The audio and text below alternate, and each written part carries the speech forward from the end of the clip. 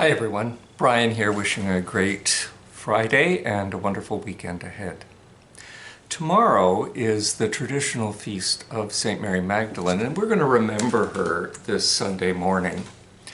Not because she is the most vital saint in the life of the Church, but because she does hold the unique position of being the first human being to recognize the resurrected Jesus. And in the 21st century, we kind of have to get away from the idea that Jesus bounced out of the tomb and was seen by a group of his disciples, ate with them, passed through walls and all that kind of stuff. Not that that isn't true, of course it is true.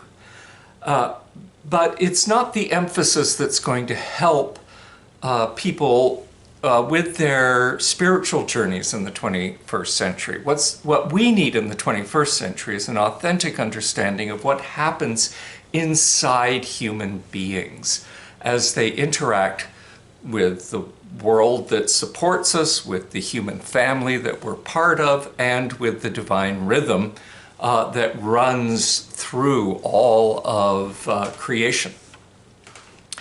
And so it's an opportunity to really relook what it means to be a witness of the resurrection.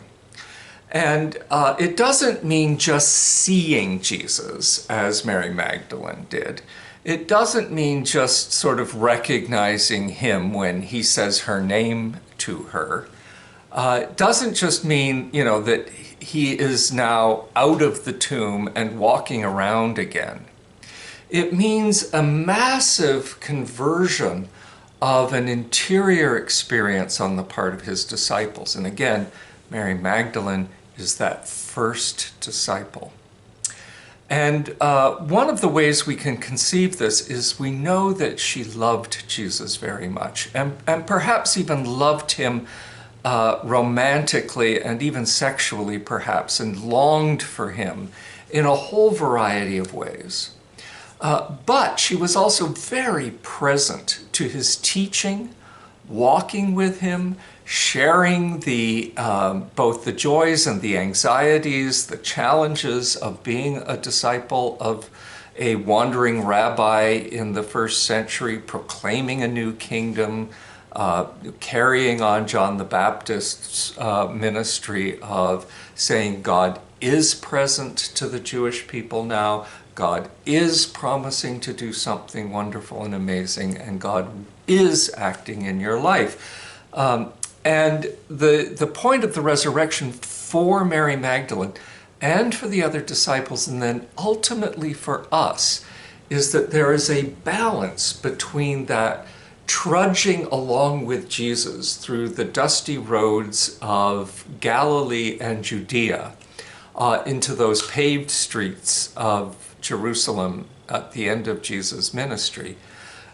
going along with him, struggling to understand what he's trying to say, standing in awe of the way people are healthier, happier, better fed, see better, walk better, form community in a more generous and gracious way all around him. Wherever he goes, life improves for people. Even without political change, a new economic system, or putting Jesus on some kind of typical military social pedestal to motivate the people of Israel to overwhelm the Romans. No, he actually made life better in every conceivable way, which is to say people were happier and more whole wherever he went.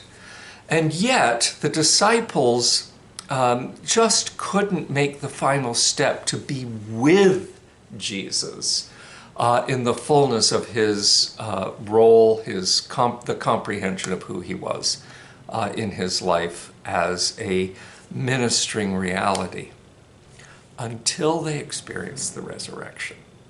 And then they shifted on the inside. They saw a whole new universe open up for them, a new reality of how God interacts in the world, an acceptance of how God offers the divine self for the sake of all of us, how we are gifted by God in whatever circumstance we find ourselves, and how we can live, fully live, according to that. So when Mary Magdalene experiences resurrection, she is not just experiencing a guy who had been dead in a tomb on Friday and was up and wandering around the garden on Sunday morning. She was completely revolutionized on the inside. You'll see this when we get to church this Sunday if you come to the 9 or the 10:45 services, because we're going to do this dual thing. The season after Pentecost is a long time. It goes all the way from the Feast of Pentecost, which is always in late May, early June, all the way round to the first Sunday of Advent, which is normally the very last Sunday of November.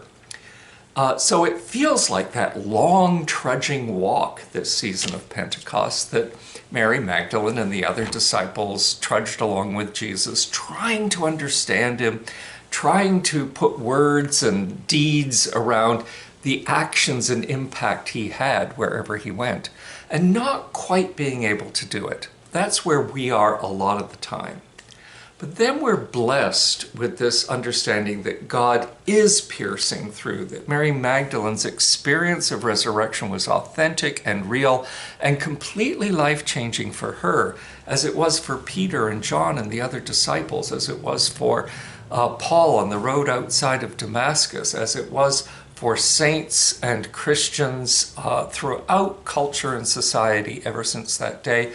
And how it's perhaps more gently true, but nevertheless true in our own lives. So this Sunday I look forward to Todd Young, who's going to be our preacher, and we'll be reflecting on the regular lessons that we would always have on the seventh Sunday after Pentecost. And because it's her feast day tomorrow, we're going to pierce into those regular readings with the reminder that this steadfast woman was there, and the dynamic shift in her life that occurred because Sunday is not only the seventh Sunday after Pentecost, it is the day of resurrection. So I wish you a great summer weekend, and I look forward to seeing you either in church or I hope you'll join us on our live stream. Blessings till then, and thanks for listening.